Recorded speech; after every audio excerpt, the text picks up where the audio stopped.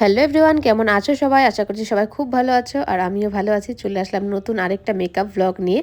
আজকে তোমাদের ৩টা লুক দেখাবো, ৩টা ব্রাইডাল লুক আর কি।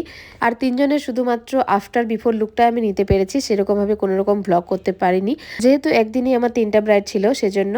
তো তোমরা যারা ভাবছো যে একদিনে একটা সময়ে আমি কিভাবে ৩টা ব্রাইড বা 2টা ব্রাইড করি, তো সেটা মোটেও সেরকম নয়। ব্যাপারটা থাকে আমাদের, যেহেতু মর্নিং ব্রাইডও থাকে আর ইভিনিং ব্রাইডও থাকে, তো সেজন্য সেভাবে করে আমাদের টাইম ম্যানেজমেন্ট করে আমরা নিই।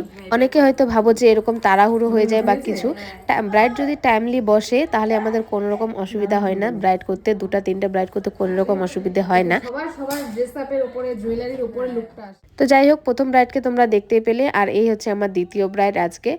আর ও কিন্তু ভীষণই সুইট ছিল আর এত হাসি খুশি, ওর বিহেভিয়ার খুব ভালো ছিল। আর ওকে আমি দুদিন সাজিয়েছি আর দুদিনই ওর লুকটা খুব পছন্দ হয়েছে। এই যে এটা হচ্ছে ওর ফাইনাল লুক, ওর তো ভীষণ পছন্দ হয়েছে। তোমরা জানিও তোমাদের কেমন লাগলো ওর এই লুকটা।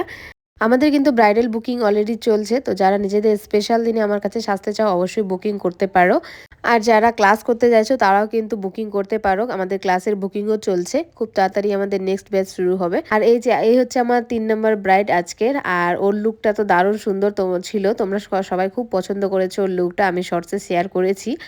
ওরও আমার কিন্তু দুদিনের বুকিং ছিল, বিয়ে এবং রিসেপশনের লুকটাও আমি তোমাদের সাথে খুব তাড়াতাড়ি শেয়ার করব।